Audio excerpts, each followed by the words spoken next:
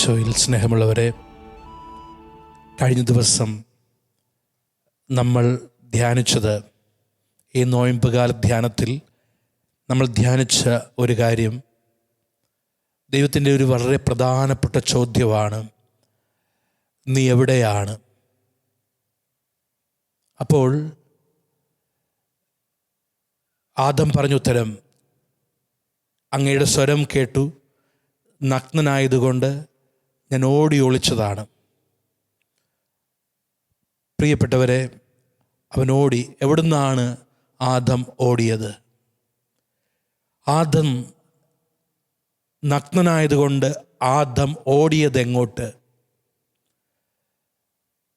നമുക്കറിയാം, ഉൽപ്പത്തി പുസ്തകത്തിൽ സൃഷ്ടി വിവരണം നമ്മൾ ധ്യാനിക്കുന്നുണ്ട്. ദൈവം എല്ലാം സൃഷ്ടിക്കുന്നു. അവസാനം മനുഷ്യനെ സൃഷ്ടിച്ച് സ്വന്തം ഛായയിൽ സാദൃശ്യത്തിൽ സൃഷ്ടിച്ച ദൈവം, അവനെ ദൈവം താമസിക്കുവാൻ ആക്കുന്നത്, ജീവിക്കുവാനാക്കുന്നത് ഏദനിലാണ്. ഏദൻ എന്ന ഹീബ്രു പദത്തിൻ്റെ അർത്ഥം സന്തോഷമുള്ള സ്ഥലം എന്നാണ്.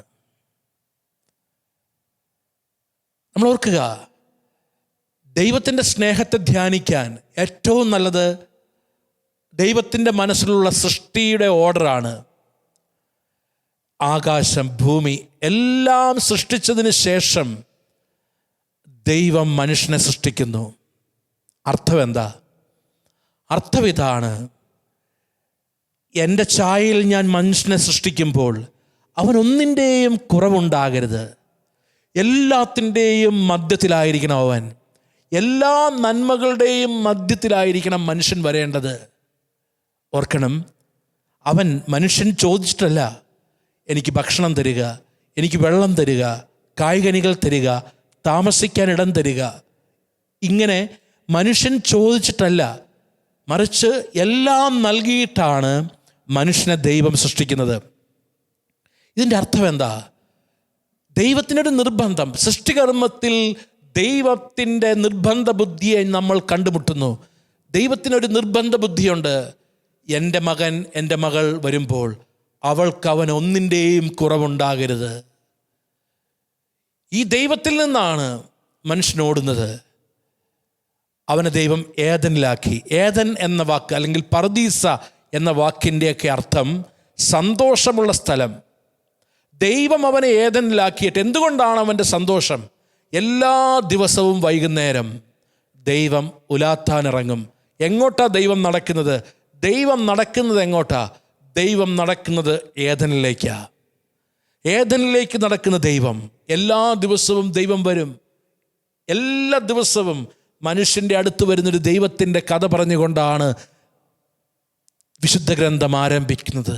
എല്ലാ ദിവസവും ഉലാത്താൻ, മനുഷ്യനെ കൂട്ടുപിടിക്കാൻ, മനുഷ്യനോടൊപ്പം നടക്കാൻ, മനുഷ്യനോടൊപ്പം കുറച്ചു നേരം നടക്കാൻ, മനുഷ്യനോടൊപ്പം സംസാരിക്കാൻ, മനുഷ്യനോടൊപ്പം മിണ്ടാൻ, എല്ലാ ദിവസവും. അല്ലേ, നമ്മൾ ആരുടെ കൂടെയൊക്കെയാണ് ചിലപ്പോൾ നടക്കാൻ പോകുമ്പോൾ, അല്ലെങ്കിൽ നമ്മളിപ്പോൾ ഞങ്ങൾ സെമിനാറിലൊക്കെ, അല്ലെങ്കിൽ ഈ ഭക്ഷണം കഴിഞ്ഞ് റിക്രിയേഷൻ സമയത്ത് നടക്കാൻ പോകും. നമ്മൾ നടക്കാൻ പോകുന്ന ആരോടൊപ്പം? നമ്മളുടെ ക്ലോസ് ഇൻറ്റിമേറ്റ് ഫ്രണ്ടിനോടൊപ്പം. ഒരു സഹോദരൻ, അദ്ദേഹത്തിന് ഒരു രാവിലെ നടക്കാൻ പോയപ്പോൾ ഒരു വണ്ടി, പത്രം കൊടുക്കുന്ന ഒരു ബൈക്കുകാരൻ ഇടിച്ചു. അപ്പോൾ ഞാൻ അദ്ദേഹത്തോട് ചോദിച്ചു, ചേട്ടൻ ആ വഴി നടക്കാൻ പോകാറില്ലല്ലോ, ചേട്ടൻ പോകുന്ന ഈ വഴിയാണല്ലോ. അല്ല അതെ, അത് ഞാൻ ആ വഴിയാണ് പോയിക്കൊണ്ടിരുന്നത്. പക്ഷേ അച്ഛൻ അറിയാമല്ലോ, ഞാനും അയാളും തമ്മിൽ ഇത്തിരി വഴക്കില്ല. അയാളും ഇപ്പം നടക്കാൻ തുടങ്ങി, പക്ഷെ ആ വഴിയിലൂടെ വരുന്നത്. അയാളെ കാണണ്ടല്ലോ എന്നോർത്താണ് മറ്റേ വഴിയിലൂടെ പോയത്. ഓർക്കുക, ഒരു നടക്കാൻ പോകുമ്പോൾ പോലും എനിക്ക് ഇഷ്ടമില്ലാത്ത ഒരാളെ കാണാതിരിക്കാൻ വഴിമാറിപ്പോകും നമ്മൾ. ദൈവം ഉലാത്താൻ ഇറങ്ങുന്നു, ദൈവം നടക്കാനിറങ്ങുന്നു. ദൈവം നടക്കാനിറങ്ങുമ്പോൾ ദൈവം നടക്കാൻ തിരഞ്ഞെടുക്കുന്ന സ്ഥലം മനുഷ്യൻ താമസിക്കുന്ന ഇടമാണ്, ഏദനാണ്. അതുകൊണ്ട് അത് സന്തോഷമുള്ള ഇടമായത്. കാരണം ദൈവം അവിടെയാണ് ദൈവം അനുഭവിക്കുന്നു തൻ്റെ ഛായയിൽ സാദൃശ്യത്തിൽ സൃഷ്ടിക്കപ്പെട്ട മനുഷ്യനുമായിട്ടൊരു ബന്ധം. എന്നാൽ പാപം എന്തു ചെയ്തു? പാപം ചെയ്ത അപകടം എന്താണ്? പാപം ചെയ്ത അപകടം ഏദനിൽ നിന്ന് മനുഷ്യനെ ഓടിച്ചു. അവൻ സ്വരം കേട്ടപ്പോൾ അവൻ ഓടി ഒളിച്ചു. അവൻ ഏദനിൽ നിന്ന് ഓടി. ഓർക്കുക, ദൈവമല്ല നമ്മളെ ഏദനിൽ നിന്ന് പുറത്താക്കുന്നത്. ഏദൻ എന്ന വാക്കിൻ്റെ അർത്ഥം ഞാൻ പറഞ്ഞു, സന്തോഷമുള്ള ഇടം. സന്തോഷമുള്ള ഇടം. ദൈവമല്ല. ദൈവം ഒരു ദൈവ പൈതലിനെയും സന്തോഷത്തിൽ നിന്ന് പുറത്താക്കുന്നില്ല. ദൈവം നമ്മളെ ഏദനിൽ നിന്ന് പുറത്താക്കുന്നില്ല. ആരാണ് നമ്മൾ ഏദനിലാകരുത് എന്നാഗ്രഹിക്കുന്നത്? നമ്മൾ ഏദനിൽ നിന്ന് പുറത്തു വരണമെന്നാഗ്രഹിക്കുന്നത് ആരാണ്? പ്രിയപ്പെട്ടവരെ, സ്വർഗത്തിൽ നിന്ന് വീണ് പോയവർ. ആരാണ്? ഒരു പിശാച്. ഒരു മാലാഖ പിശാചായി അവൻ കൂടെ കുറേ പേരെ കൊണ്ടുവന്നു. അതുകൊണ്ടൊക്കെയാണ് ആത്മീയ പിതാക്കന്മാർ പറയുന്നത്, ഒരാൾ ഒരിക്കലും ഒറ്റയ്ക്ക് സ്വർഗത്തിൽ പോകുന്നില്ല. അതുപോലെ ഒരാൾ ഒറ്റയ്ക്ക് ഒരിക്കലും നരകത്തിലും പോകുന്നില്ല. നീ എന്ന ഭർത്താവ് സ്വർഗത്തിൽ പോകുന്നുണ്ടെങ്കിൽ നീ ഭാര്യയെ മക്കളെ കൂട്ടിക്കൊണ്ടു പോകും. നീ കുറേ പേരെ കൂട്ടിക്കൊണ്ടു പോകും. നീ ഒരു വൈദികൻ സ്വർഗത്തിൽ പോകുന്നുണ്ടെങ്കിൽ, നീ ഒരു സമർപ്പിത സ്വർഗത്തിൽ പോകുന്നുണ്ടെങ്കിൽ നീ കൂട്ടിക്കൊണ്ടു പോകും. നീ നരകത്തിലാണെങ്കിൽ പോകണമെങ്കിൽ നീ കുറേ പേരെ അങ്ങോട്ട് പാഴ്സൽ ചെയ്യും. അപ്പോൾ ഈ സ്വർഗത്തിൽ നിന്ന് വീണ മാലാഹ, പിശാചായ മാലാഹയ്ക്കൊരാഗ്രഹം, ഞാൻ പോരാ, കുറേ പേരെ കൂട്ടിക്കൊണ്ടു പോകണം. അങ്ങനെ ഇതാ നമ്മൾ കാണുന്ന കാഴ്ച, അവൻ ഏദനിൽ നിന്ന് പുറത്തായി. പ്രിയപ്പെട്ടവരെ, ദൈവം വന്നു പതിവ് പോലെ. ദൈവം വരുമ്പോൾ ആരെ കാണുന്നില്ല? ഏദനിൽ മനുഷ്യനെ കാണുന്നില്ല. അവിടെയാണ് ആ ചോദ്യം, നീ എവിടെയാണ്? പ്രിയപ്പെട്ടവരെ, ദൈവം നമ്മളെ കാണാൻ ആഗ്രഹിക്കുന്നത് സന്തോഷമുള്ള സ്ഥലത്താണ്, ഏദനിലാണ്. അതിനാൽ നമ്മൾ ഓർക്കുക, ദൈവം നമ്മളെ കാണാൻ ആഗ്രഹിക്കുന്ന സ്ഥലം അത് ഏദനാണ്. നീ ഒരു ദാമ്പത്യ ജീവിതത്തിലാണെങ്കിൽ നിന്റെ ദാമ്പത്യ ജീവിതത്തെ ദൈവം കാണാൻ ആഗ്രഹിക്കുന്നത് സന്തോഷത്തോടെയാണ്. നീ ഒരു സമർപ്പിത ജീവിതത്തിലാണെങ്കിൽ നിന്റെ സമർപ്പിത ജീവിതത്തെ ദൈവം കാണാൻ ആഗ്രഹിക്കുന്നത് സന്തോഷത്തോടെയാണ്. പ്രിയപ്പെട്ടവരെ, നീ ഒരു വൈദിക ജീവിതത്തിലാണെങ്കിൽ നിന്റെ വൈദിക ജീവിതത്തെ ദൈവം കാണാൻ ആഗ്രഹിക്കുന്നത് സന്തോഷത്തോടെയാണ്. ഓർക്കുക, ദൈവം നമ്മളെ കാണാൻ ആഗ്രഹിക്കുന്നത് സന്തോഷത്തോടു കൂടിയാണ്. അതിനാൽ നമ്മൾ ഓർക്കുക, ഈ സന്തോഷം നഷ്ടപ്പെടുത്തുക എന്നതാണ്. അല്ല, നമുക്ക് ശിക്ഷ തരിക എന്നല്ല. നമ്മുടെ ഈ സന്തോഷം, ദൈവം എന്തെല്ലാം നമ്മുടെ ജീവിതത്തിൽ ചേർത്ത് വെച്ചിട്ടുണ്ടോ അതിൽ നിന്നെല്ലാം നമ്മളെ മാറ്റുക എന്നതാണ് പ്രിയപ്പെട്ടവരെ എല്ലാ തിന്മയുടെയും അടിസ്ഥാന ലക്ഷ്യം. ദൈവം നമ്മുടെ ജീവിതത്തിൽ ചേർത്ത് വെച്ച മനോഹാരിത, ദൈവം നമ്മുടെ ജീവിതത്തിൽ ചേർത്ത് വെച്ച സൗന്ദര്യം, ദൈവം നമ്മുടെ ജീവിതത്തിൽ ചേർത്ത് വെച്ച അനുഗ്രഹങ്ങൾ, ദൈവം നമ്മുടെ ജീവിതത്തിൽ ചേർത്ത് വെച്ച നന്മകൾ, ഈ അനുഗ്രഹങ്ങളിൽ നിന്ന്, ഈ നന്മയിൽ നിന്ന്, ഈ സൗന്ദര്യത്തിൽ നിന്ന്, ഈ മനോഹാരിതയിൽ നിന്ന് നമ്മളെ മാറ്റുന്നതാണ് എല്ലാ പാപവും. അതിനാൽ പ്രിയപ്പെട്ടവരെ, ഇതാ നഷ്ടമായി. ഇനി നമ്മൾ ഓർക്കുക, ഈ ഏദൻ മനുഷ്യൻ്റെ ജീവിതത്തിൽ തിരിച്ചു കിട്ടുന്നത് എവിടെയാണ്? ഏദൻ മനുഷ്യൻ്റെ ജീവിതത്തിൽ തിരിച്ചു കിട്ടുന്ന സ്ഥലം എവിടെയാണ്? ഇതാ നമ്മൾ കാണുന്നു യേശുവിൻ്റെ കുരിശ്. യേശുവിൻ്റെ കുരിശിൽ യേശു കിടക്കുമ്പോൾ ഇതാ ഇടതുവശത്തും വലതുവശത്തും ഓരോ കള്ളന്മാർ. വലതുവശത്തെ കള്ളൻ്റെ ചോദ്യം, അങ്ങയുടെ രാജ്യത്തായിരിക്കുമ്പോൾ എന്നെ കൂടി ഓർക്കണേ. യേശുവിൻ്റെ ഉത്തരം, യേശു അവനോട് അരുളി ചെയ്തു, സത്യമായി ഞാൻ നിന്നോട് പറയുന്നു, നീ ഇന്ന് എന്നോടുകൂടെ പറുദീസായിലായിരിക്കും. എത്തുന്നു ഉൽപ്പത്തിയിൽ നഷ്ടപ്പെട്ട പറുദീസ. ഉൽപ്പത്തിയിൽ ദൈവം നടക്കാൻ വന്ന് ദൈവം ഉലാത്തിയ ഏദൻ മനുഷ്യൻ്റെ ജീവിതത്തിലേക്ക് തിരിച്ചു കിട്ടുന്നു. അവൻ വീണ്ടും നടക്കാൻ തുടങ്ങുന്നു. അത് ആ കള്ളനാണ്. ആ നല്ല കള്ളനോട് പറഞ്ഞു, നീ എൻ്റെ കൂടെ ഇന്ന് പറുദീസായിലായിരിക്കും. കണ്ടോ, പൂർത്തിയാവുകയാണ് രക്ഷാകര ചരിത്രം. പാപം ചെയ്തപ്പോൾ എവിടെയാണെന്ന് ചോദിച്ചു. മനുഷ്യൻ പറഞ്ഞു, ഞാൻ ഓടി ഒളിച്ചു. എവിടെ നിന്ന്? ഏദനിൽ നിന്ന് പോയി. ഇപ്പോൾ കുരിശിൽ കിടന്നത് പൂർത്തിയാകപ്പോൾ ഈശോ പറഞ്ഞു, നീ എൻ്റെ കൂടെ പറുദീസായിലായിരിക്കും. നഷ്ടപ്പെട്ട ഏദൻ, നഷ്ടപ്പെട്ട പറുദീസ, നഷ്ടപ്പെട്ട ദൈവിക ഇടം മനുഷ്യൻ തിരിച്ചെത്തുന്നു. പ്രിയപ്പെട്ടവരെ, ഇതാണ് ഉദ്ധിതൻ്റെ പാത, അല്ലെങ്കിൽ ഇതാണ് ഈ നോയമ്പ് കാലഘട്ടം നമ്മിൽ കൊണ്ടുവരേണ്ട മാറ്റം. ഞാൻ ഈ സന്തോഷത്തിലേക്ക് വരിക. ഇനി യോഹന്നാന്റെ സുവിശേഷം 15-ാം അധ്യായം 10-ാമത്തെ വചനം നമുക്കെല്ലാവർക്കും സുപരിചിതമായ വചനമാണ്. നമുക്കെല്ലാവർക്കും സുപരിചിതമായ വചനം യോഹന്നാൻ 15:10. ആ വചനം നമുക്കറിയാം. ഞാൻ എൻ്റെ പിതാവിൻ്റെ കൽപ്പനകൾ പാലിച്ച് അവിടുത്തെ സ്നേഹത്തിൽ നിലനിൽക്കുന്നത് പോലെ നിങ്ങൾ എൻ്റെ കൽപ്പനകൾ പാലിച്ചാൽ എൻ്റെ സ്നേഹത്തിൽ നിലനിൽക്കും. എവിടെയാണ് ഏദൻ നഷ്ടപ്പെട്ടത്? ദൈവം പറഞ്ഞു, ഇത് ഭക്ഷിക്കരുത്, ഈ കൽപ്പന തെറ്റി. ഇപ്പോൾ ഈശോ പറയുകയാണ്, നിങ്ങൾ കൽപ്പന പാലിച്ചാൽ ഈ സ്നേഹത്തിൽ നിലനിൽക്കും. ഏത് സ്നേഹത്തിലേക്കാണ് ദൈവം വിളിക്കുന്നത്? നമ്മളെ ദൈവം വിളിക്കുന്നത് ഞാൻ എൻ്റെ പിതാവിൻ്റെ കൽപ്പന പാലിച്ച് അവിടുത്തെ സ്നേഹത്തിൽ. എങ്ങനെ പിതാവും പുത്രനും പരിശുദ്ധാത്മാവും ഒന്നായിരിക്കുന്നുവോ ആ ത്രിത്വൈക സ്നേഹത്തിലേക്ക്. അതാണ് ഒരു മനുഷ്യൻ്റെ ജീവിതത്തിലെ ഏദൻ അനുഭവം. ത്രിത്വൈക ദൈവത്തിൻ്റെ സ്നേഹത്തിലേക്ക് എത്തുക എന്നതാണ് മനുഷ്യൻ്റെ ജീവിതത്തിലെ ദൈവാനുഭവം. പ്രിയപ്പെട്ടവരെ, ഞാൻ എൻ്റെ പിതാവിൻ്റെ കൽപ്പനകൾ പാലിച്ച് അവിടുത്തെ സ്നേഹത്തിൽ ഒന്നായിരിക്കുന്നത് പോലെ നിങ്ങൾ എൻ്റെ കൽപ്പനകൾ പാലിച്ചാൽ എൻ്റെ സ്നേഹത്തിൽ ഒന്നാകും. ഇനി ഈശോ പറയുകയാണ്, ഞാൻ എങ്ങനെയാണെന്നറിയാവോ ഈ പിതാവുമായിട്ട് ഒന്നാകുന്നത്? ഞാൻ എങ്ങനെയാണെന്നറിയാവോ പിതാവുമായിട്ട് ഒന്നാകുന്നത്? പിതാവിൻ്റെ കൽപ്പനകൾ പാലിച്ച്. ഇനി എന്തിനാണ് ഇത് പറഞ്ഞത്? അത് മനസ്സിലാക്കണം. എന്തിനാണ് പറഞ്ഞത് ഈ പഴം ഭക്ഷിക്കരുത്, അല്ലെങ്കിൽ ഈ കൽപ്പന പാലിക്കാൻ, അല്ലെങ്കിൽ ദൈവകൽപ്പന പാലിക്കാൻ എന്തിനാണ് ഈശോ പറഞ്ഞത്? അടുത്ത വചനം, ഇത് ഞാൻ നിങ്ങളോട് പറഞ്ഞത്. കണ്ടോ, തുടക്കം 11-ാമത്തെ വചനം യോഹന്നാൻ 15:11. ഇത് ഞാൻ നിങ്ങളോട് പറഞ്ഞത് എൻ്റെ സന്തോഷം നിങ്ങളിൽ കുടികൊള്ളുവാനും നിങ്ങളുടെ സന്തോഷം പൂർണ്ണമാകാനും വേണ്ടിയാണ്. കണ്ടോ, ഈ കൽപ്പന പാലിക്കുക. അപ്പം എന്ത് സംഭവിക്കും? എൻ്റെ സന്തോഷം, ഏദൻ എന്ന വാക്കിൻ്റെ അർത്ഥം സന്തോഷമുള്ള ഇടം. ഇത് ഞാൻ നിങ്ങളോട് പറഞ്ഞത് എൻ്റെ സന്തോഷം നിങ്ങളിൽ കുടികൊള്ളണം.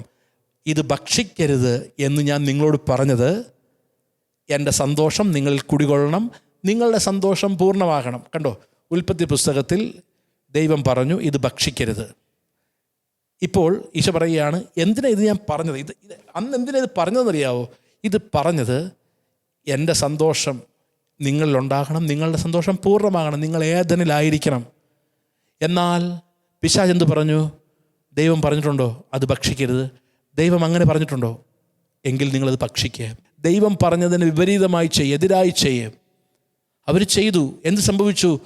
ഏദനിൽ നിന്ന് പുറത്തായി. ഇപ്പോൾ ഈശോ പറയുക, എന്തിനാ ഞാനിത് പറയുന്നത്? നിങ്ങളിത് പാലിക്കണമെന്ന് ഞാൻ നിങ്ങളോട് പറയാൻ കാരണം എന്താ? അതുവഴി എൻ്റെ സന്തോഷം, ദൈവിക സന്തോഷം കുടുംബത്തിൽ, ദൈവിക സന്തോഷം നിൻ്റെ ദാമ്പത്യ ജീവിതത്തിൽ, ദൈവിക സന്തോഷം നിൻ്റെ സമർപ്പിത ജീവിതത്തിൽ, ദൈവിക സന്തോഷം നിൻ്റെ പൗരോഹിത ജീവിതത്തിൽ വരാൻ, അത് പൂർണ്ണമാകാൻ. ഇന്ന് ദാമ്പത്യ ജീവിതത്തിൻ്റെ സന്തോഷമില്ല, ഇന്ന് സമർപ്പിത ജീവിതത്തിൻ്റെ സന്തോഷമില്ല, ഇന്ന് വൈദിക ജീവിതത്തിൻ്റെ ഞാൻ ഒരു വൈദികനാണെങ്കിൽ അതിൻ്റെ സന്തോഷം എൻ്റെ ജീവിതത്തിൽ വേണം. ഞാനൊരു ക്രിസ്ത്യാനിയാണെങ്കിൽ, ക്രിസ്ത്യാനി എന്ന വാക്ക് ഞാൻ ഉപയോഗിക്കുമ്പോൾ തെറ്റിദ്ധരിക്കരുത്. Christianity it is not a religion. അതൊരു ജീവിത രീതിയാണ്. ക്രിസ്തുവിൻ്റെ പിന്നാലെയുള്ള ജീവിത രീതിയാണ് അത്. പിന്നീട് ആ റിലീജിയനൊക്കെ. അപ്പോൾ ക്രിസ്ത്യാനിറ്റി അല്ലെങ്കിൽ ക്രിസ്തു ആയിരിക്കുന്നതിൻ്റെ, ക്രിസ്ത്യാനി ആയിരിക്കുന്നതിൻ്റെ സന്തോഷം ഇത് നമ്മളിലുണ്ടോ? ഒരു പുരോഹിതനായിരിക്കുന്നതിൻ്റെ, ഒരു സമർപ്പിതനായിരിക്കുന്നതിൻ്റെ, ഒരു സമർപ്പിതയായിരിക്കുന്നതിൻ്റെ സന്തോഷം നമ്മളിലുണ്ടോ? പ്രിയപ്പെട്ടവരെ, ഈ സന്തോഷത്തിലേക്കാണ് നമ്മൾ വരേണ്ടത്. ഈ സന്തോഷം, ആ നന്മ, ആ അനുഗ്രഹത്തിലേക്കാണ് ദൈവം നമ്മളെ നയിക്കുന്നത്. അപ്പോൾ പാപത്തിൻ്റെ ലക്ഷ്യം, അല്ലെങ്കിൽ പ്രിയപ്പെട്ടവരെ ദൈവകൽപ്പനകൾ തെറ്റിക്കുവാൻ പിശാച് നമ്മളെ ടെംപ്റ്റ് ചെയ്യുന്നതിൻ്റെ ലക്ഷ്യം ദൈവാനുഗ്രഹത്തിൽ നിന്ന്, ദൈവിക സന്തോഷത്തിൽ നിന്ന്, ദൈവിക നന്മയിൽ നിന്ന് നമ്മളെ മാറ്റുക എന്നതാണ്.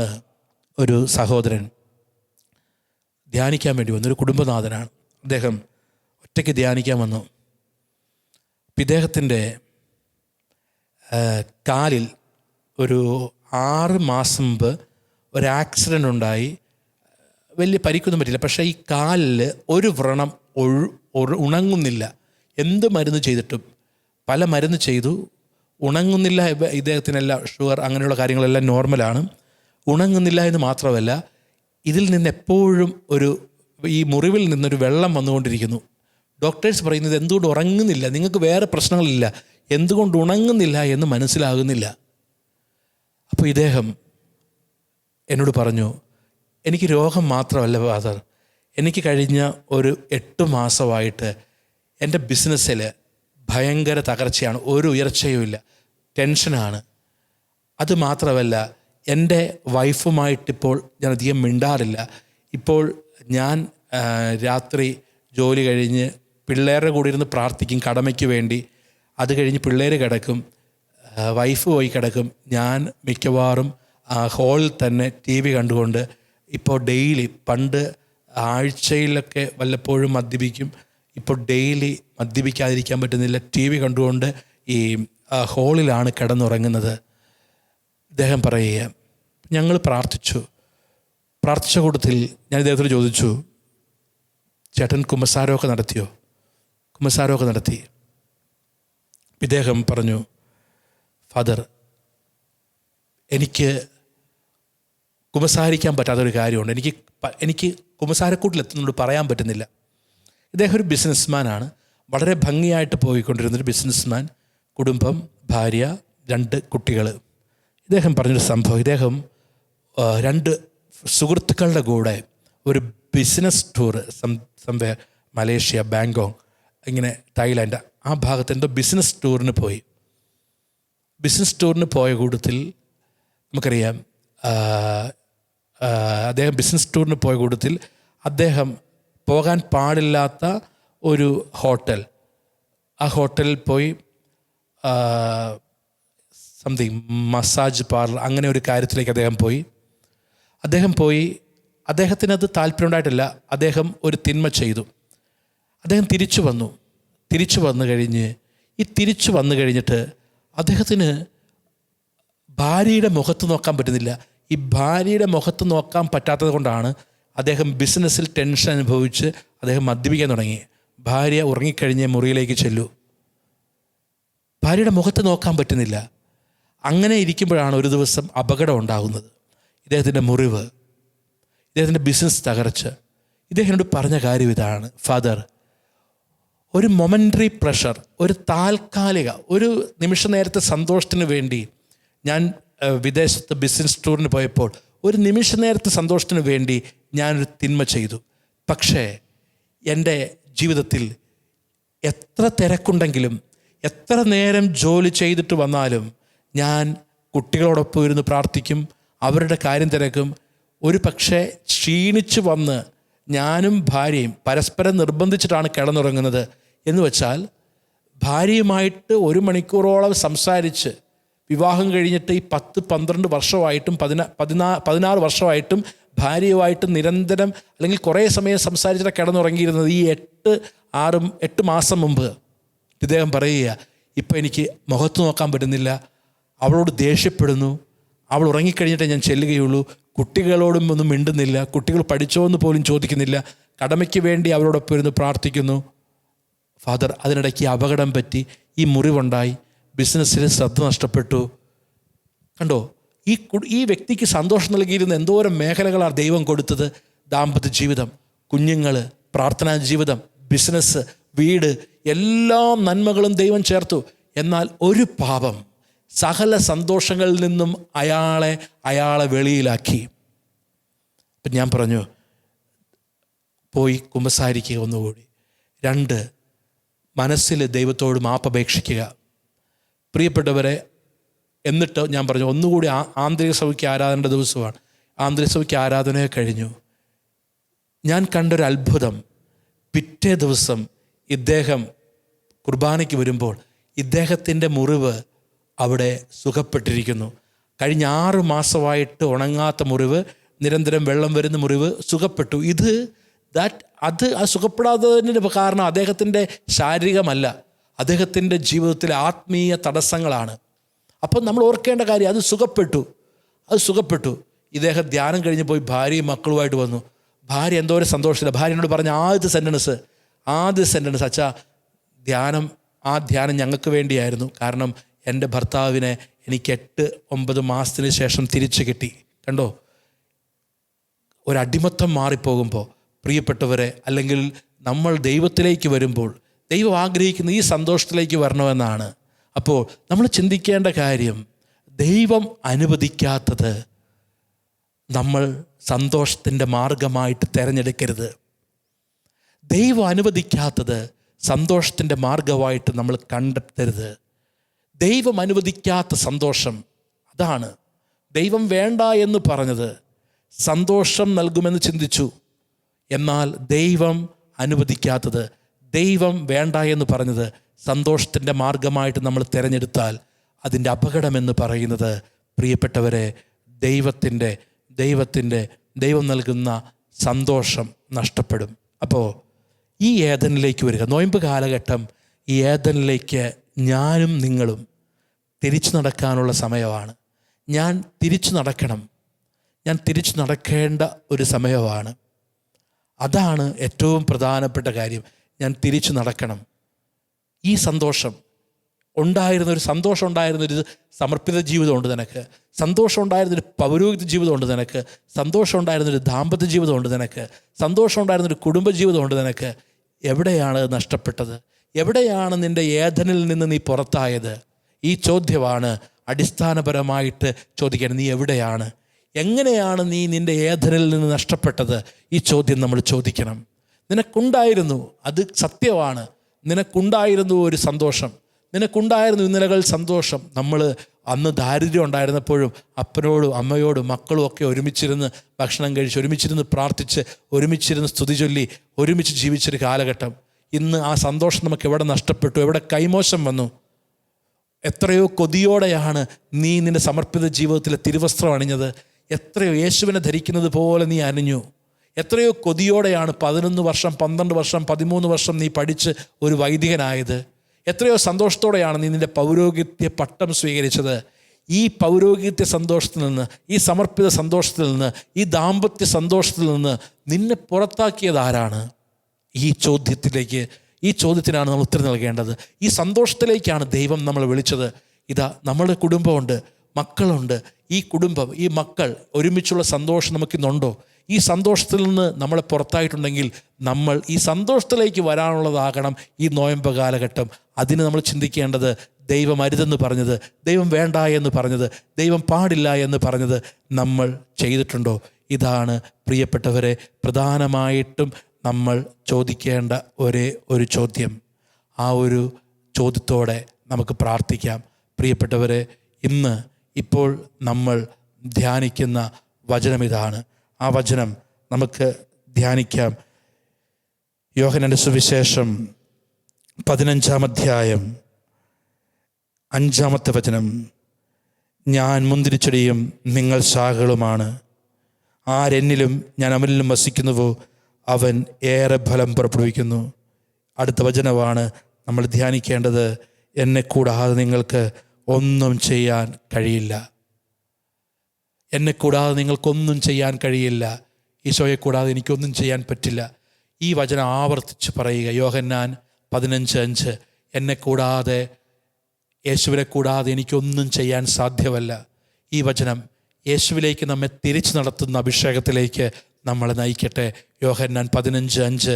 എന്നെ കൂടാതെ നിനക്കൊന്നും ചെയ്യാൻ സാധ്യമല്ല എന്ന വചനം പൗരോഹിത്യ ജീവിതത്തിൽ, സമർപ്പിത ജീവിതത്തിൽ, നമ്മുടെ കുടുംബജീവിതത്തിൻ്റെ അനുദിന നാളുകളിൽ അഭിഷേകമായിട്ട് മാറട്ടെ.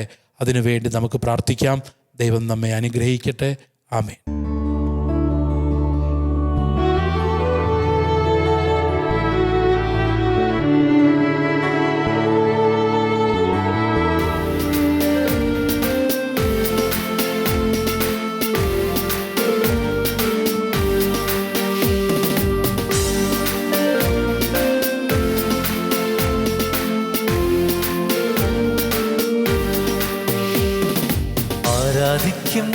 ഞങ്ങൾ ആരാധിക്കുന്നേ, ആത്മനാഥനേശുവിനെ ആരാധിക്കുന്നേ.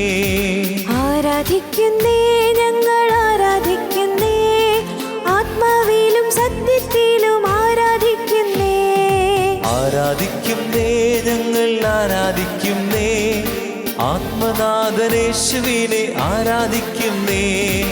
ആരാധിക്കുന്നേ, ഞങ്ങൾ ആരാധിക്കുന്നേ, ആത്മാവിലും സത്യത്തിലും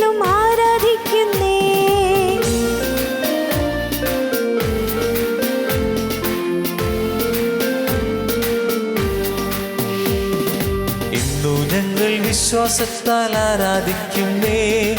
അന്നു ഞങ്ങൾ മുഖം കണ്ട് ആരാധിച്ചിടും. ഇന്നു ഞങ്ങൾ വിശ്വാസത്തിൽ ആരാധിക്കുന്നേ. അന്നു ഞങ്ങൾ മുഖം കണ്ട് ആരാധിച്ചിടും. ആരാധിക്കുന്നേ, ഞങ്ങൾ ആരാധിക്കുന്നേ. ആത്മനാഥനേശുവിനെ ആരാധിക്കുന്നേ. ആരാധിക്കുന്നേ, ഞങ്ങൾ ആരാധിക്കുന്നേ. ആത്മാവിലും സത്യത്തിലും ആരാധിക്കുന്നേ.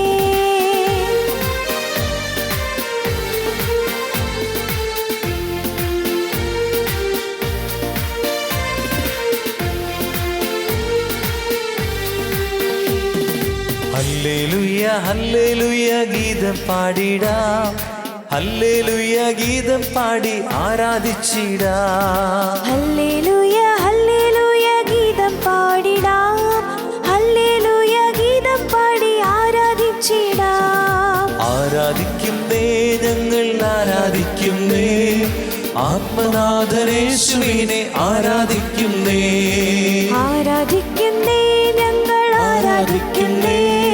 ആത്മാവിലും സത്യത്തിലും ആരാധിക്കുന്നേ. ആരാധിക്കുന്നേ, ഞങ്ങൾ ആരാധിക്കുന്നേ. ആത്മനാഥനേശുവിനെ ആരാധിക്കുന്നേ. ആരാധിക്കുന്നേ, ഞങ്ങൾ ആരാധിക്കുന്നേ. ആത്മാവിലും സത്യത്തിലും ആരാധിക്കുന്നേ. ഈശോയെ ആരാധിച്ച് നമുക്ക് പ്രാർത്ഥിക്കാം. നമ്മുടെ കുടുംബത്തിൽ, നമ്മുടെ എല്ലാ മേഖലകളിലും ഈ ആരാധന വഴി ദൈവത്തിൻ്റെ ശക്തി, ദൈവത്തിൻ്റെ മഹത്വം ഇറങ്ങാൻ പൂർണ്ണമായിട്ടും പൂർണ്ണ ഹൃദയത്തോടെ, പൂർണ്ണ ശക്തിയോടെ, പൂർണ്ണ ആത്മാവോടെ ആരാധിക്കാം.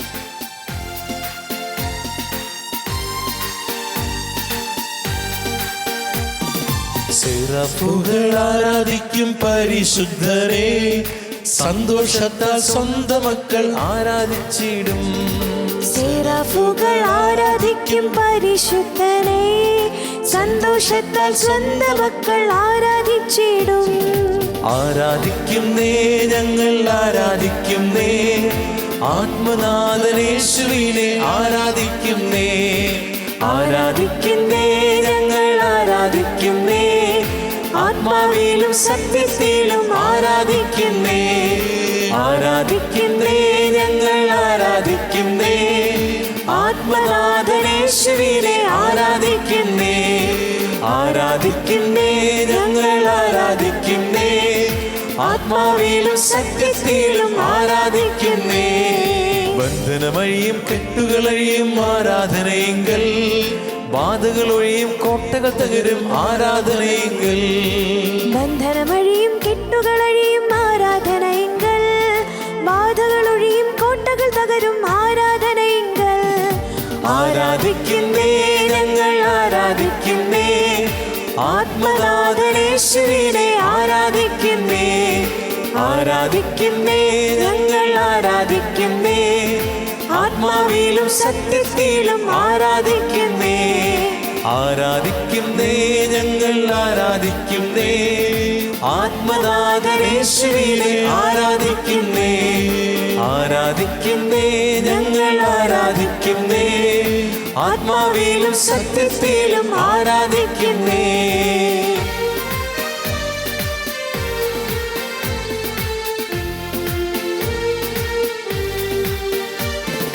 രോഗം മാറും, ക്ഷീണം മാറും ആരാധനയെങ്കിൽ. മൺകുടമുടയും തീ കത്തിയിടും ആരാധനയെങ്കിൽ. രോഗം മാറും, ക്ഷീണം മാറും ആരാധനയെങ്കിൽ.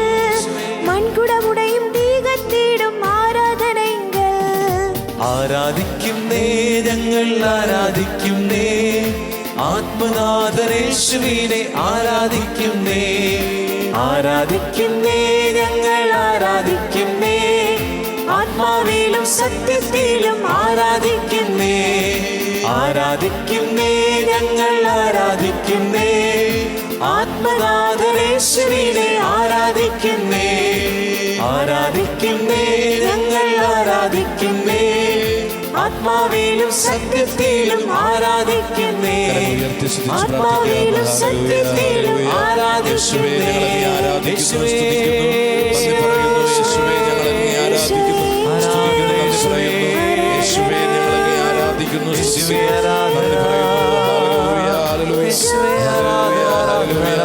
യേശുവേ ആരാധിക്കുന്നു, യേശുവേ ആരാധന, യേശുവേ ആരാധന, യേശുവേ യേശുവേ ആരാധന.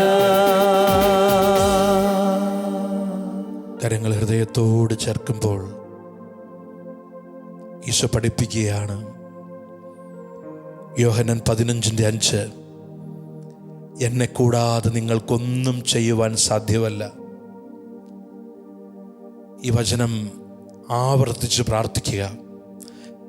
ഈശോ പഠിപ്പിച്ച വചനം, എന്നെ കൂടാതെ, ഈശോയെ കൂടാതെ എനിക്കൊന്നും ചെയ്യുവാൻ സാധ്യമല്ല. യോഹന്നാൻ 15:5 അഭിഷേകം നമ്മിൽ നിറയട്ടെ. പ്രിയപ്പെട്ടവരെ, നമ്മൾ ധ്യാനിക്കുകയായിരുന്നു ഉൽപ്പത്തി പുസ്തകത്തിൻ്റെ ആരംഭത്തിൽ എത്ര ശ്രദ്ധയോടെയാണ് ദൈവത്തിൻ്റെ സൃഷ്ടികർമ്മം. ദൈവം എല്ലാം സൃഷ്ടിക്കുന്നു. എല്ലാം സൃഷ്ടിച്ച് ദൈവം പറയുന്ന കാര്യമുണ്ട്, ഇത് നല്ലതാണ്. എല്ലാ നന്മയും സൃഷ്ടിച്ചതിന് ശേഷം ദൈവം മനുഷ്യനെ സൃഷ്ടിക്കുന്നു. എന്നാൽ അവിടെ ദൈവം പറയുന്നില്ല മനുഷ്യൻ നല്ലതായിരിക്കുന്നുവെന്ന്. കാരണം ദൈവം മനുഷ്യനെ സൃഷ്ടിച്ചത് ദൈവത്തിൻ്റെ ഛായയിലും സാദൃശ്യത്തിലും നിന്നാണ്. മറ്റെല്ലാത്തിനെയും നോക്കി ദൈവം നന്മയെന്ന് പറയുന്നു. എൻ്റെ നന്മ പറയേണ്ടത് മറ്റൊരാളാണ്.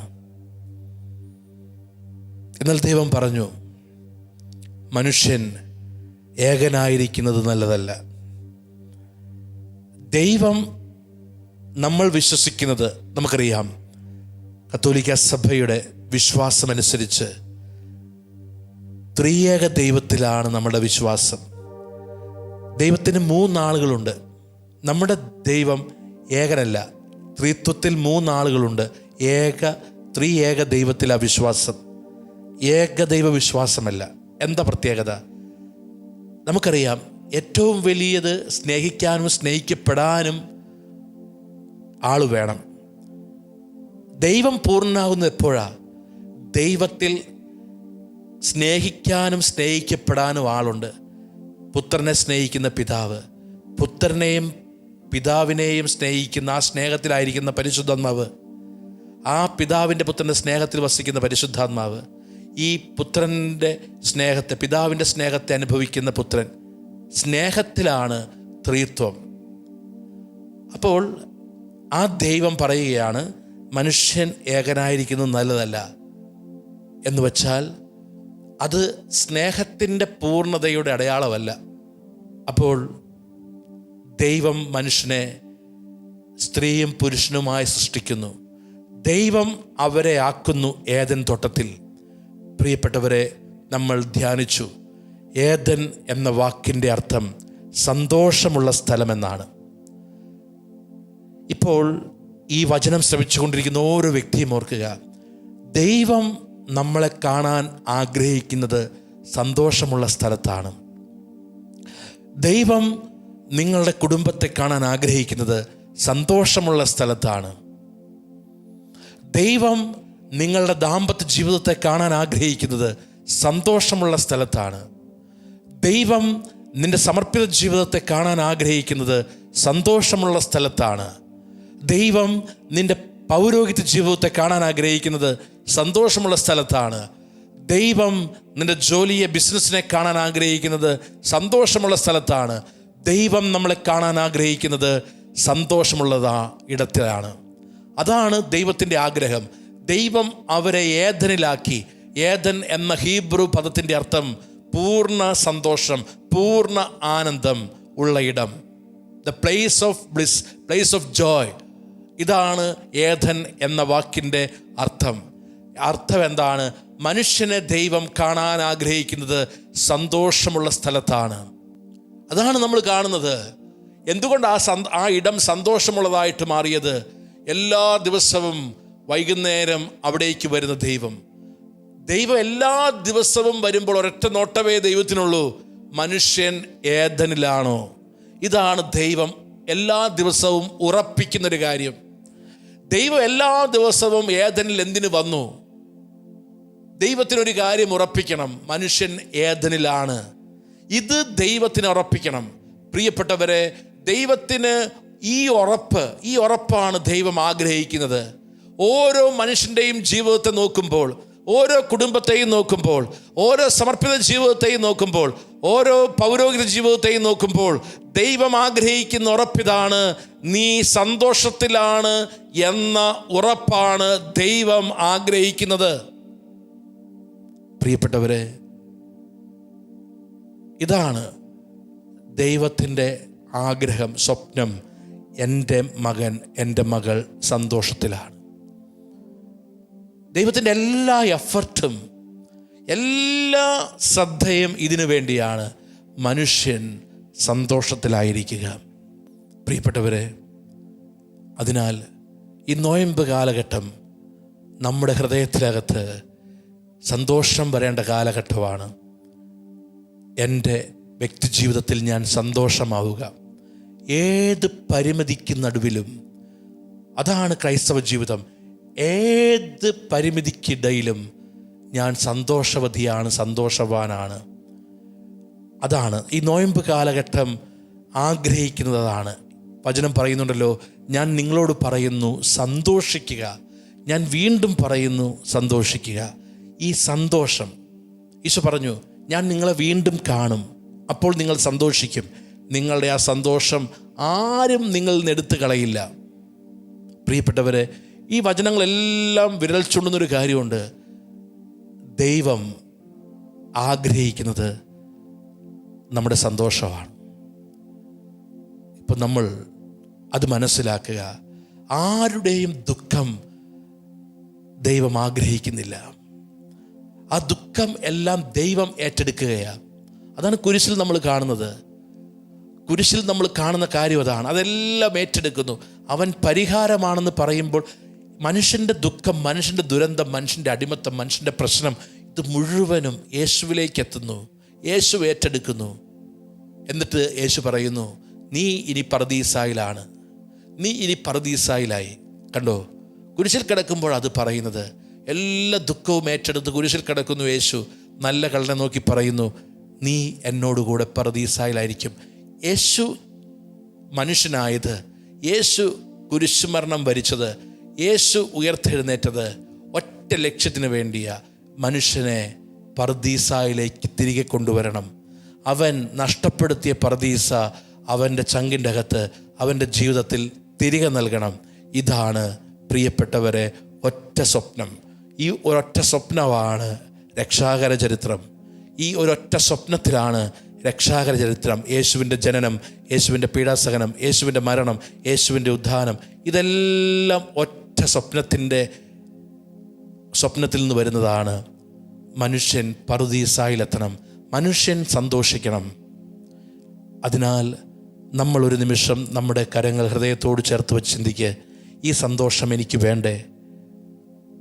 എനിക്ക് സന്തോഷം വേണ്ടേ? നമുക്ക് സന്തോഷം എവിടെയാണ് നഷ്ടപ്പെട്ടത്? സന്തോഷത്തിലാണ് നമ്മളെല്ലാം ആരംഭിച്ചത്. ഒരു കുഞ്ഞ് ജനിച്ചപ്പോൾ ആ കുടുംബം എന്തോരം സന്തോഷിച്ചിട്ടുണ്ട്. ഒരു വിവാഹം നടന്നപ്പോൾ ആ ദമ്പതികൾ എന്തോരം സന്തോഷിച്ചിട്ടുണ്ട്. ഒരു വ്രതവാഗ്ദാനം നടന്നപ്പോൾ ആ സമർപ്പിത എന്തോരം സന്തോഷിച്ചിട്ടുണ്ട്. ഒരു പുരോഹിതനായപ്പോൾ ആ പുരോഹിതൻ എന്തോരം സന്തോഷിച്ചിട്ടുണ്ട്. ഈ സന്തോഷം എവിടെയാണ് നഷ്ടപ്പെട്ടത്? ഈ സന്തോഷം നഷ്ടപ്പെട്ടത് എവിടെയാ? ഈ സന്തോഷം നഷ്ടപ്പെടുത്തുന്ന ആരാ? പ്രിയപ്പെട്ടവരെ, അതാണ് ദൈവമല്ല.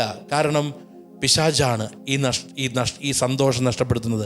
പിശാച് പറഞ്ഞു, ദൈവം പറഞ്ഞത് നിങ്ങൾ തെറ്റിക്കുക, ദൈവം തിന്നരുതെന്ന് പറഞ്ഞത് നിങ്ങൾ തിന്നുക. കാരണം പിശാച് എവിടെ നിന്ന് വരുന്നു നമുക്കറിയാം. നമ്മൾ പഠിക്കുന്നു, സ്വർഗത്തിൽ നിന്ന് ദൈവത്തെ ധിക്കരിച്ച് പുറന്തള്ളപ്പെട്ടതാണ് ആ മാലാഹ. അതാണ് പിശാചാകുന്നത്. മാലാഹ പിശാചാകുന്നു, സ്വർഗത്തിൽ നിന്ന് പുറന്തള്ളപ്പെടുന്നു.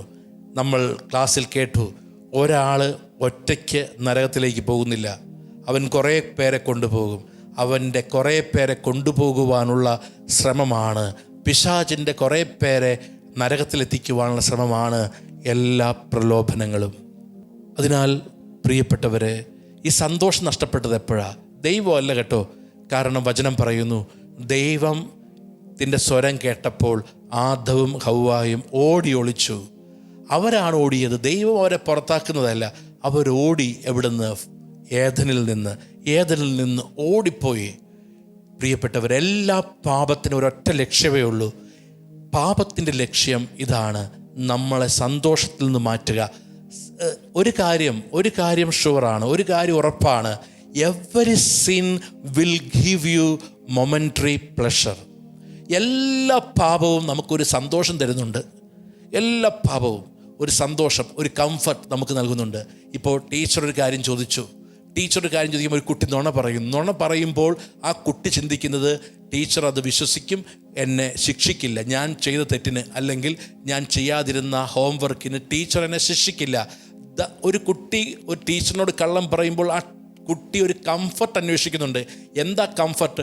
ആ ടീച്ചർ ആ കുട്ടിയെ ശിക്ഷിക്കാൻ പോകുന്നത് ഹോംവർക്ക് ചെയ്യാതിരുന്നതിനെ ഓർത്താ, പഠിക്കാതിരുന്നതിനെ ഓർത്താ. എന്താ സംഭവിക്കുന്നത്?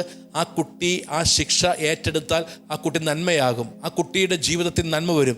എന്നാൽ ആ കുട്ടി താൽക്കാലിക ശിക്ഷ, ടീച്ചർ നൽകാവുന്ന ഒരു അടി, ഒരു എംപോസിഷൻ, അത് ഒഴിവാക്കാൻ വേണ്ടി അപ്പോൾ ഒരു നുണ പറയുന്നു. Every sin will give you momentary pleasure. ഞാൻ ഒരു മദ്യം കഴിക്കുന്നു അല്ലെങ്കിൽ ഒരു സിഗരറ്റ് ഉപയോഗിക്കുന്നു, അതൊരു മൊമെൻ്ററി പ്ലഷർ നൽകുന്നുണ്ട്. പക്ഷേ അത് ഇറ്റേണലായ നിത്യമായ സന്തോഷത്തെ എടുത്തു കളയുന്നു. പ്രിയപ്പെട്ടവരെ, നമ്മൾ ഒരു നിമിഷം നമ്മൾ കരങ്ങൾ ഹൃദയത്തോട് ചേർത്ത് വയ്ക്കുമ്പോൾ ഈശോ വളരെ വ്യക്തമായിട്ട് പഠിപ്പിച്ചു. ഞാൻ എൻ്റെ പിതാവിൻ്റെ കൽപ്പനകൾ പാലിച്ച്, യോഹന്നാൻ 15-ാം അധ്യായം 10-ാമത്തെ വചനം നമ്മൾ ധ്യാനിച്ചതാണ്. ഞാൻ എൻ്റെ പിതാവിൻ്റെ കൽപ്പനകൾ പാലിച്ച് അവിടുത്തെ സ്നേഹത്തിൽ നിലനിൽക്കുന്നത് പോലെ നിങ്ങൾ എൻ്റെ കൽപ്പനകൾ പാലിച്ചാൽ എൻ്റെ സ്നേഹത്തിൽ നിലനിൽക്കും. സ്നേഹം അതൊരുമയാണ്, ദൈവത്തോടുള്ള ബന്ധത്തിൽ നിലനിൽക്കും. എന്തിനാണ് ഈശോ ഇത് പറയുന്നത്? വചനം 11-ാമത്തെ വചനം, ജോൺ 15:11. എൻ്റെ സന്തോഷം നിങ്ങളിൽ വരുവാനും നിങ്ങളുടെ സന്തോഷം പൂർണ്ണമാകാൻ വേണ്ടിയാണ് ഞാനിത് പറഞ്ഞത്. ഈ നിമിഷം ഒരുപാട് പേര് ദുഃഖത്തിലാണ്. ദാമ്പത്യ ജീവിതത്തിൽ, കുടുംബ ബന്ധത്തിൽ, സമർപ്പിത ജീവിതത്തിൽ ദുഃഖത്തിലാണ്. ദുഃഖം ഒരിക്കലും ദൈവത്തിൽ നിന്ന് വരുന്നില്ല. ഒരുപക്ഷെ ദൈവം രോഗം അനുവദിക്കും, പ്രശ്നങ്ങൾ അനുവദിക്കും. എന്നാൽ ആ പ്രശ്നത്തിൻ്റെ പിന്നാലെ ദുഃഖം വരുന്നുണ്ടെങ്കിൽ it is not comes from the God. അത് ദൈവത്തിൽ നിന്ന് വരുന്നതല്ല. പ്രിയപ്പെട്ടവരെ, ആ പ്രശ്നത്തിൽ പിശാച് ഇടപെടുമ്പോഴാണ് ദുഃഖം അവിടെ വരുന്നത്. നമുക്ക് രണ്ട് കരങ്ങളും വിശുദ്ധ കുർബാനയിലേക്ക് നീട്ടാം. ഇപ്പോൾ ദുഃഖം മാറിപ്പോകാൻ വേണ്ടി പ്രാർത്ഥിക്കുക. സന്തോഷത്തിലായിരിക്കുവാൻ, ഈ സന്തോഷത്തിലേക്ക് വരാനുള്ള ഏറ്റവും വലിയ വഴി അനുദപിച്ച് യേശുവിലേക്ക് നടക്കുക, യേശുവിനോടൊപ്പം നടക്കുക. യേശു എല്ലാ ദിവസവും വരുന്ന വീടായി, യേശു എല്ലാ ദിവസവും വരുന്ന ജീവിതമായി, യേശു എല്ലാ ദിവസവും വരുന്ന ദാമ്പത്യമായി, യേശു എല്ലാ ദിവസവും വരുന്ന സമർപ്പിത ജീവിതമായി, യേശു എല്ലാ ദിവസവും വരുന്ന പൗരോഹിത്യ ജീവിതമായി, യേശുവിൻ്റെ കൈപിടിച്ച് നടക്കുന്ന ജീവിതമായി, യേശുവിൻ്റെ കൈപിടിച്ച് നടക്കുന്ന കുടുംബമായി, യേശുവിനോടൊപ്പം ഉലാത്തുന്ന കുടുംബമായി, യേശുവിനോടൊപ്പം ഉലാത്തുന്ന ജീവിതമായി, യേശുവിനോടൊപ്പം ഉലാത്തുന്ന സമർപ്പിത ജീവിതമായി, യേശുവിനോടൊപ്പം നടക്കുന്ന പൗരോഹിത്യമായി മാറുക എന്നതാണ് സന്തോഷത്തിലേക്ക് വരാനുള്ള ഏറ്റവും എളുപ്പവഴി. ആ കൃപയ്ക്ക് വേണ്ടി നമുക്ക് പ്രാർത്ഥിക്കാം. യേശുവിനോടൊപ്പം നടക്കുന്ന കുടുംബമായിട്ട് ഞാൻ മാറട്ടെ, എൻ്റെ കുടുംബം മാറട്ടെ. നമുക്കൊരു നിമിഷം കരങ്ങൾ ഉയർത്തി സ്തുതിച്ച് പ്രാർത്ഥിക്കാം. Hallelujah, hallelujah, hallelujah. യേശുവേ ആരാധന, ഹല്ലേലൂയ, ഹല്ലേലൂയ. യേശുവേ ആരാധന, hallelujah, hallelujah, hallelujah, hallelujah, hallelujah. യേശുവേ ആരാധന, ഹല്ലേലൂയ, ഹല്ലേലൂയ, ഹല്ലേലൂയ, ഹല്ലേലൂയ. യേശുവേ ആരാധന, ഹല്ലേലൂയ, ഹല്ലേലൂയ. ദുഃഖങ്ങളകറ്റണമേ നാഥ, സന്തോഷം പകരണമേ. ദുഃഖങ്ങളകറ്റണമേ നാഥ, സന്തോഷം പകരണമേ. ദുഃഖങ്ങളകറ്റണമേ നാഥ, സന്തോഷം പകരണമേ. ദുഃഖങ്ങളകറ്റണമേ നാഥ, സന്തോഷം പകരണമേ. കരങ്ങൾ ഹൃദയത്തോട് ചേർത്ത് ഇന്ന് പരിശുദ്ധാത്മാവ് നമ്മളോട് പറയുന്ന വചനം യോഹന്നാൻ 15:5. എന്നെ കൂടാതെ നിങ്ങൾക്കൊന്നും ചെയ്യുവാൻ സാധ്യമല്ല. ഈ വചനം ആവർത്തിച്ച് പറയുക. എന്നെ കൂടാതെ നിനക്കൊന്നും ചെയ്യുവാൻ സാധ്യമല്ല. ഇങ്ങനെ പറയുക, യേശുവിനെ കൂടാതെ എനിക്കൊന്നും ചെയ്യുവാൻ സാധ്യമല്ല. യേശുവിനെ കൂടാതെ എനിക്കൊന്നും ചെയ്യുവാൻ സാധ്യമല്ല. ഫ്രം യുവർ ഹാർട്ട്, നിൻ്റെ ഹൃദയത്തിൽ നിന്ന് ഈ ഒരു സുഹൃത ജപം, ഈ ഒരു വചനം ഉയരട്ടെ. യേശുവിനെ കൂടാതെ എനിക്കൊന്നും സാധ്യമല്ല. യേശുവിനെ കൂടാതെ ഞാൻ ഒന്നുമല്ല. യേശുവിനെ കൂടാതെ എനിക്കൊന്നും സാധ്യമല്ല എന്ന വചനം ആവർത്തിച്ച്, ചിലപ്പോൾ ആ വചനം പറഞ്ഞൊക്കെ ചിലപ്പോൾ ഇതിപ്പോൾ എന്നെ ശ്രവിക്കുന്ന പ്രായമായ അമ്മമാർ അല്ലെങ്കിൽ പ്രായമായവരൊക്കെ ഉണ്ട്. ചിലപ്പോൾ അവർക്ക് ആ വചനം പുസ്തകം തുറന്ന് നോക്കി ഇപ്പോൾ വായിക്കാൻ പറ്റില്ല. എങ്കിലും ഈ വചനം ഇങ്ങനെ പറയുക, യേശുവിനെ കൂടാതെ എനിക്കൊന്നും സാധ്യമല്ല. ഈ വചനം എന്നിൽ അഭിഷേകമായിട്ട് മാറട്ടെ. യേശുവേ, എന്നെ, എൻ്റെ കുടുംബത്തെ, എൻ്റെ പ്രിയപ്പെട്ടവരെ സന്തോഷത്തിലേക്ക് നയിക്കണമേ. എന്താണോ ഇപ്പോൾ നമ്മുടെ കുടുംബത്തിലെ ദുഃഖം, ഏത് കാര്യത്തെ ഓർത്താണ് ഇപ്പോൾ ദുഃഖിക്കുന്നത്, ആ കാര്യത്തെ സമർപ്പിച്ച് പ്രാർത്ഥിക്കൂ. ഈ ആശീർവാദത്തിൻ്റെ നിമിഷം ആ ദുഃഖത്തിൻ്റെ മേൽ ദൈവത്തിൻ്റെ ഇടപെടൽ കടന്നു വരട്ടെ. ഇപ്പോൾ നമ്മുടെ കുടുംബത്തിലെ പ്രധാനപ്പെട്ടൊരു ദുഃഖം, ആ ദുഃഖത്തെ സമർപ്പിക്കുക. എന്താണ് എൻ്റെ ദുഃഖം? എന്തിനെയോർത്താണ് ഞാൻ ദുഃഖിക്കുന്നത്? അത് ഇപ്പോൾ ദൈവത്തിൻ്റെ ഇടപെടൽ കടന്നു വരാൻ വേണ്ടി പ്രാർത്ഥിച്ച് നമുക്ക് സ്തുതിച്ച് പ്രാർത്ഥിക്കാം. ഹല്ലേലൂയ. ഈശോയേ, ഈശോയേ, ഈശോയേ, ഈശോയേ, ദുഃഖങ്ങളകറ്റണമേ നാഥ, സന്തോഷം നൽകണമേ. ദുഃഖങ്ങളകറ്റണമേ നാഥ, സന്തോഷം നൽകണമേ. നിത്യസ്തുതിക്ക് യോഗ്യനായ പരിശുദ്ധ പരമദിവ്യകാരുണ്യ ഈശോയ്ക്ക് എന്നേരവും ആരാധനയും സ്തുതിയും പുകഴ്ചയും ഉണ്ടായിരിക്കട്ടെ. ഞങ്ങളുടെ ദുഃഖങ്ങളെല്ലാം അകറ്റുന്ന പരിശുദ്ധ പരമദിവ്യകാരുണ്യ ഈശോയ്ക്ക് എന്നേരവും ആരാധനയും സ്തുതിയും പുകഴ്ചയും ഉണ്ടായിരിക്കട്ടെ. സന്തോഷം കൊണ്ട് ഞങ്ങളെ നിറയ്ക്കുന്ന പരിശുദ്ധ പരമദിവ്യകാരുണ്യ ഈശോയ്ക്ക് എന്നേരവും ആരാധനയും സ്തുതിയും പുകഴ്ചയും ഉണ്ടായിരിക്കട്ടെ. ഇന്നത്തെ വചനം യോഹന്നാൻ 15:5. ഞാൻ മുന്തിരിച്ചെടിയും നിങ്ങൾ ശാഖകളുമാണ്. ആരെന്നിലും ഞാൻ അവനിലും വസിക്കുന്നുവോ അവൻ ഏറെ ഫലം പുറപ്പെടുവിക്കുന്നു. എന്നെ കൂടാതെ നിങ്ങൾക്ക് ഒന്നും ചെയ്യാൻ കഴിയുകയില്ല.